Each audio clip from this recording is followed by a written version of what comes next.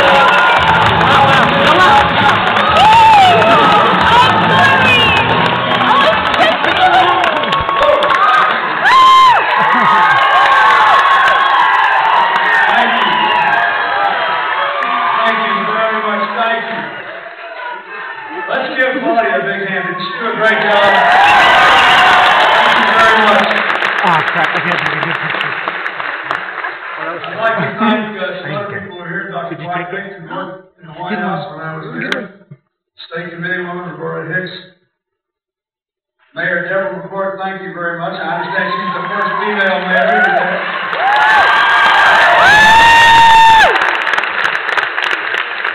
State Representative Richard Raymond, all the way from Laredo in South Texas, is challenging me today. Thank you. And there are at least 6 Democratic county chairs with me, and I think most of them are behind me, but I thank them for being here, and I thank all of you for coming. I am glad to be in Amarillo, glad to be in the family.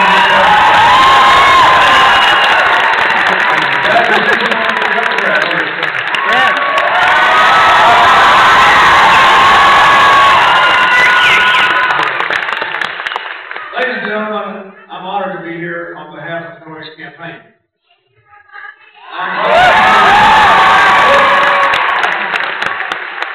This whole election may come down, almost certainly will come down, to how Texas and Ohio vote.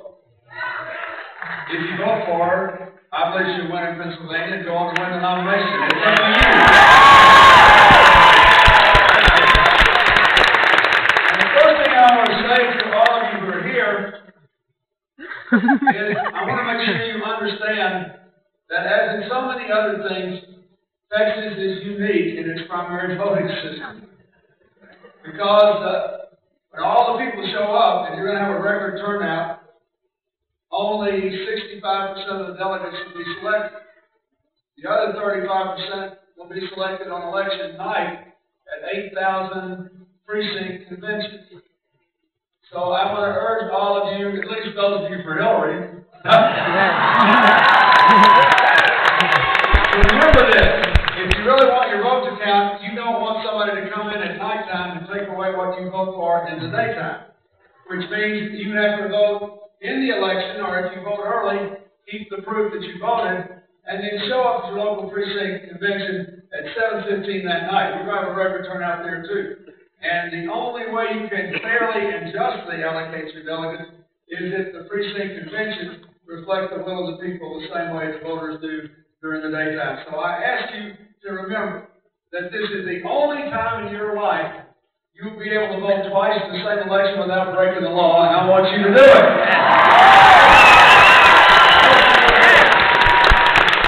Now, let me just say a few words about why I think Hillary should be our next president. And what I hope you will say to others, and if there are any undecided voters in the audience, I hope I can persuade you.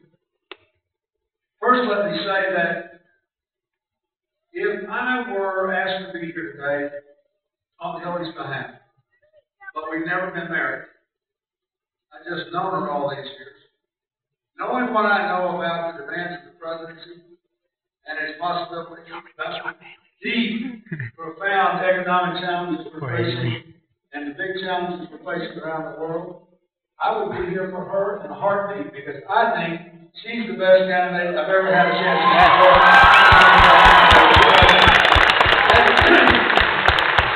I want to say this because I really have enjoyed this election year. This was a great election year for us Democrats. I didn't have to be against anybody.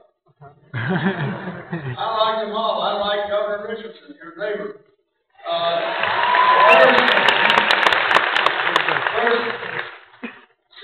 Senate candidate for president, had 2 positions in my cabinet. He was part of that group of really competent people that Carlos was talking about. And he's been a great governor in New Mexico. Senator Biden sponsored the crime bill. He gave us 80 years of declining crime in a row for the first time since statistics have been kept. When I was president, Senator Dodd was principal sponsor of the Family Medical Leave Law, which helped tens of millions of families take some time off to remember the family sick or baby born. John Edwards, whom I campaigned for his term in the Senate in 1998, came to the Senate and then ran for vice president, and then left the Senate after the 2004 election.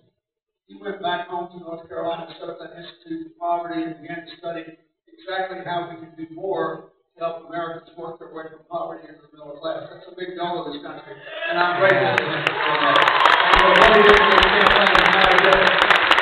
And Senator Obama ran for his term in the Senate in 2004. I went to Chicago and campaigned for him. And I think it's great that he's brought all these young people into the political process.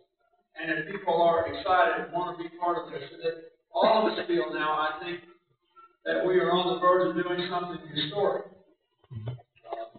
We are going to, first of all, we're going to nominate either the first woman or the first African American ever nominated to be president. Our party should do that because our party is the party of civil rights, women's rights, and human rights. We always have.